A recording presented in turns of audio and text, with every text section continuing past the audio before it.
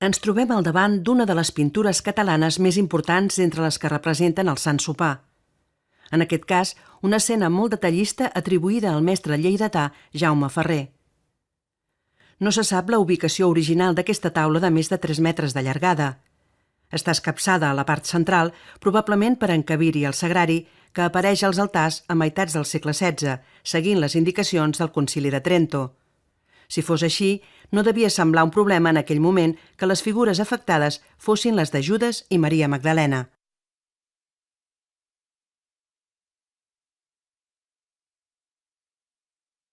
Ara bé, és un frontal d'altar, és una predel·la de retaule. No sé, si és un frontal d'altar, havia de ser un altar macroscòpic, un altar del Vaticà. Si és una predel·la de retaule, un retaule que calculem uns 9-10 metres, amb la qual havia de ser una bestiesa. De totes maneres... D'aquest retaule, que es podria haver fet en origen per a la catedral de Solsona, ja només quedaria aquesta gran taula, un magnífic exemple etnogràfic de la baixa edat mitjana a Catalunya. Una vaixella típica del segle XV, de Manises. Manises, que vol dir que venia de lluny. De lluny, i que era una vaixella de luxe. O sigui, que no és un sopar pobret, sinó que és un senyor sopar. Sumptuós. I t'has fixat en les lletres. Sí, són marianes, no són inscripcions marianes. Ave Maria, no? Ave Gratia. Això potser és el final de Plena Dominus, el que passa que està abreujat i del revés, com Tecum, que no s'acaba de veure perquè Maria Magdalena... I per això aquestes tipus d'aquestes vaixelles se'n diuen les de l'Ave Maria. Les de l'Ave Maria. En Jaume, director del Museu Diocesà i Comarcal de Solsona, on es troba l'obra, ha convidat l'Oriol, professor de filosofia antiga a la Universitat de Girona, a reflexionar sobre aquesta pintura, sobre els personatges que es representen en aquesta taula sense plats ni forquilles, on s'hi celebra la Pasqua jueva amb xai i pa sense llevat.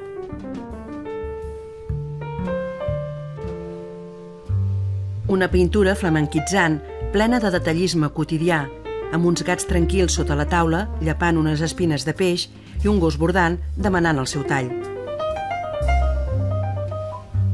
També hi ha uns elements que són aquests fogonets, que n'hi ha 1, 2, 3, 4, que són escalfetes. I això és una cosa que es va perdre, però en les misses, els capellans a l'hivern solien tenir una escalfeta sobre l'altar, que anava amb alcohol i una flama, per escalfar-se els dits, que no se'ls refredessin els dits. I aquí veiem que hi ha les típiques escalfetes, que segurament era per quan tallaven un tall de carn, doncs l'escalfaven abans de menjar-se.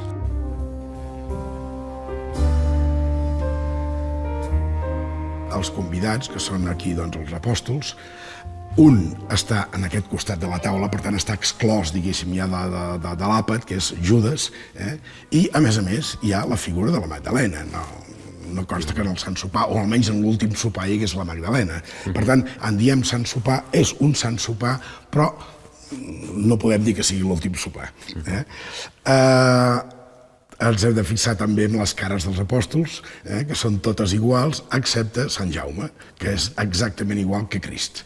Crist i Sant Jaume tenen la mateixa cara, suposo que per accentuar la seva familiaritat, germans, i en canvi tots els altres apòstols tenen les cares igual, excepte també Judes i Sant Joan.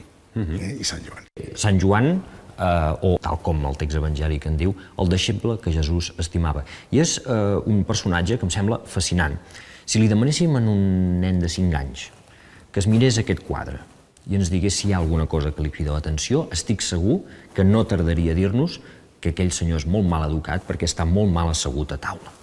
I, efectivament, la posició del deixeble que Jesús estimava, amb els colzes, els braços sobre la taula, mig sobre la taula, mig sobre el pit de Jesús, és realment inexplicable.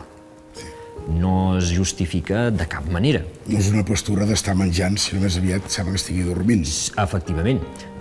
Si intentés sopar en aquesta posició, em sembla que com a mínim agafaria mal de ronyons. I a més, efectivament, està amb els ulls tancats, està en una posició realment molt estranya. Bé, quan Jaume Ferrer pinta aquest deixeble, el que fa és remetre's a la tradició iconogràfica de representació del Sant Sopar, on apareix aquest deixeble en aquesta posició i, per tant, senzillament no s'inventa res. L'Oriol ens posa dos exemples que Jaume Ferrer podria haver seguit per compondre la seva obra. El Sant Sopar de Jaume Huguet, si fa no fa de la mateixa època que el de Solsona i el de la Seu d'Urgell, pintat 200 anys enrere i compositivament molt semblant. Segons l'Oriol, tots els pintors han hagut d'interpretar l'única font que descriu aquesta escena, l'Evangeli de Sant Joan, traduït del grec al llatí per Sant Jeroni a començaments del segle V. Aleshores, si anem al text de Jeroni, ens trobem que, efectivament, Jeroni diu en llatí, fa servir el verb recumbo, per dir que el deixeble que Jesús estimava estava estirat sobre el pit de Jesús i que, aprofitant aquesta posició, Sant Pere, quan Jesús va haver anunciat la traïció, li va demanar que preguntés qui era el traïdor. I aleshores Jeroni diu, com que estava estirat sobre el pit de Jesús, li va preguntar, Senyor, qui és? Kyrie tisestin. Si fem un pas més enrere i anem a l'original grec, sortim de dubtes, perquè en grec es fan servir dos verbs diferents per indicar, la posició del deixeble que Jesús estimava durant l'àpat, que efectivament en grec diu que el deixeble que Jesús estimava estava estirat sobre el pit de Jesús, anakeimenos epiton kolpo to Iesu, i una altra posició una mica diferent, que és en el moment en què Pere li demana qui és el traïdor, doncs el que diu el text grec és que es va tombar, girar sobre el pit de Jesús per preguntar-li Kyrie tisestin, Senyor, qui és? Aleshores, clar, aquí el que ha passat és que entre el text grec i la traducció llatina s'ha perdut una mica la composició de lloc, s'han perdut alguns referents.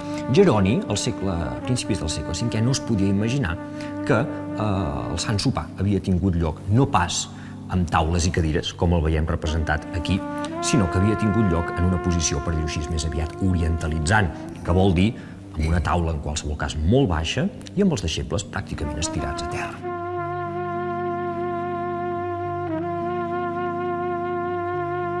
Nosaltres, moderns, som molt partidaris, per dir-ho així, de la recuperació històrica, és a dir, de la recreació històrica, però això era absolutament desconegut i absolutament hauria sigut molt estrany. Un pintor com Jaume Ferrer, al segle XV, que li haguessin dit que el que havia de fer era intentar representar l'escena tal com havia tingut lloc al segle I. De fet, en aquest sentit, el que fa Jaume Ferrer és perfectament habitual. Diguem-ne, està pintant el Sant Sopar tal com hagués pogut tenir lloc justament a la seva època, per tal que als espectadors no els hi faci gens estrany. La tradició pictòrica posterior resoldrà aquest problema fent directament que el deixeble que Jesús estimava assegut a taula amb taules i cadires es dirigeixi a l'orella de Jesús. Per això trigarà encara un temps a arribar. També la postura de la Magdalena s'entén millor si estan per terra amb coixins o amb triclinis, s'entén millor la postura de la Magdalena, doncs també agenollada arran de terra. Sí, tot i que, com que ens falta precisament un fragment de la pintura, només podem fer, diguéssim, elucubracions sobre què devia estar fent la Magdalena. Sí, però hi ha alguna representació de Sant Sopar que es veu que està perfumant els peus de Crist. Exactament. Amb els ulls analítics de l'Oriol i en Jaume, i ajudats pels seus comentaris, sabem ara que la posició de Maria Magdalena, mentre ungeix els peus de Jesús, a més d'estar fora de context i de pertànyer a un altre evangeli, no és gaire ortodoxa. Es veu que en el context original, el sopar a casa de Simó, els evangelis la situen al darrere de Jesús, i això només es podia fer si ell estava estirat o reclinat. Pel que fa a Judes, veiem com el pintor el representa de forma molt diferent als altres apòstols, més menut, eixut i amb el pèl roig, un atribut no gaire preuat a l'època. El seu perfil és també una clara mostra del rebuig cap als jueus que van alimentar els predicadors medievals.